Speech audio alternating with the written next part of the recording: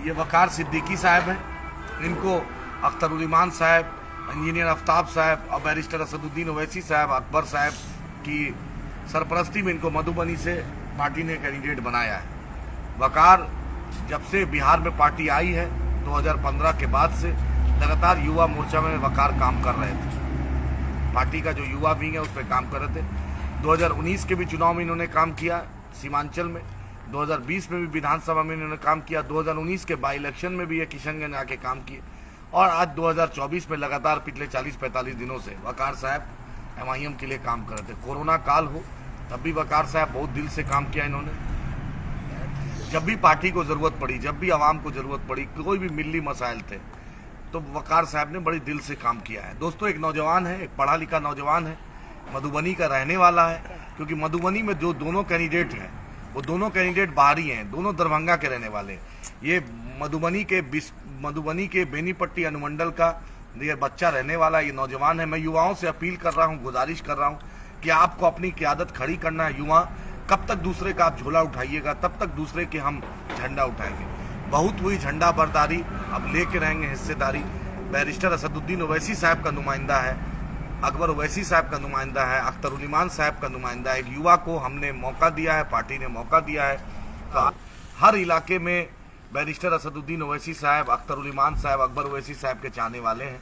इस नौजवान का आप साथ दीजिए, इस नौजवान को ताकत दीजिए। वोट की ताकत से बड़ा कोई ताकत नहीं है। हमारा मकसद, हम बीजेपी को हराएंगे, क्योंकि बीजेपी को, भाजपा को हराने का दम राजद, जदयू, कांग्रेस में नहीं है। कभी ये पलटू राम बन जाते हैं, कभी तेजस्वी यादव डिप्टी CM बनने के लिए पलटू चाचा को गले लगा लेते हैं। इस नौजवान को मौका दीजिए, ये हर तरीके से बैरिस्टर असदुद्दीन ओवैसी साहब, अकबर साहब, अख्तरुल ईमान साहब की बातों पर खड़ा उतरेगा। और मधुबनी वालों, बिस्पी वालों, जाले वालों, हरलाकी वालों, मधवापुर वालों, और आपका जो पूरा लोकसभा है उसमें आपका बेटा चुनाव लड़ रहा है, आपका भाई चुनाव लड़ रहा है, आपका लोकल चुनाव लड़ रहा है। कोई Cloud9 होटल में रहकर कोई चुनाव नहीं लड़ रहा है, कोई दरभंगा से जाके चुनाव नहीं लड़ रहा है भाजपा के टिकट पर, कोई अपने बाप के नाम पे चुनाव नहीं लड़ रहा है। भाजपा के जो कैंडिडेट अशोक यादव, वहाँ के लोग खुद कहते हैं उन्होंने कोई विकास नहीं किया। मधुबनी एक पूरे भारत में एक अलग पहचान है, दुनिया में मधुबनी का पहचान है, मखाना का पहचान है, पाक का पहचान है। सबसे ज़्यादा IAS IPS पढ़े लिखे लोग रहते हैं, एक से एक। मधुबनी के लौंगलत्ता मशहूर है, मधुबनी में मखाना है, मछली है। तो उसी मिट्टी का रहने वाला वकार सिद्दीकी साहब है, पढ़ा लिखा नौजवान है।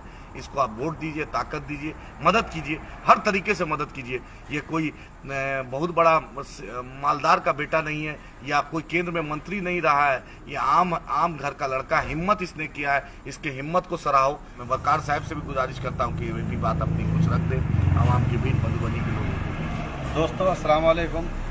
जैसा कि हमारे युवा प्रदेश अध्यक्ष साहब ने बताया, अख्तरुल ईमान साहब, इंजीनियर आफ्ताब साहब और आदिल हसन साहब ने हम पर जो जिम्मेदारी दी है, जो हम पर भरोसा किया, इस पर इंशाल्लाह पूरा मैं उतरूंगा।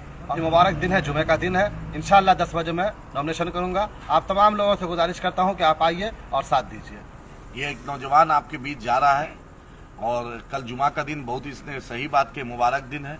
और जैसे नॉमिनेशन का टाइम होगा इंशाअल्लाह ताला उस दिन शैतान दूर दूर तक भटकेगा नहीं। मुबारक दिन के साथ शुरुआत ये कर रहा है जिसने बिस्पी में जो RPF कांस्टेबल चेतन शर्मा ने मार दिया था, उस बेवा को अगर कोई पुरसेहाल लेने वाला तो वही MIM था, वही बैरिस्टर असदुद्दीन ओवैसी साहब थे, अख्तर साहब थे, वही वकार था।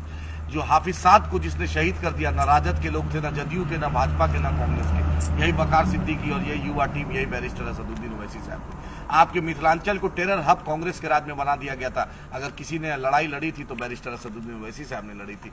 आज जो मधुबनी में और दरभंगा, जो मिथिलांचल इतना बड़ा इलाका है, उसमें एक युवाओं में एक जोश है वकार सिद्दीकी के देखकर। तो इस युवा को सराहिए, हिम्मत दीजिए, ताकत दीजिए, वोट दीजिए, मदद कीजिए। आज बैरिस्टर असदुद्दीन ओवैसी साहब की क़यादत सीमांचल से चलकर मिथिलांचल हो, चंपारण हो, शाहाबाद हो,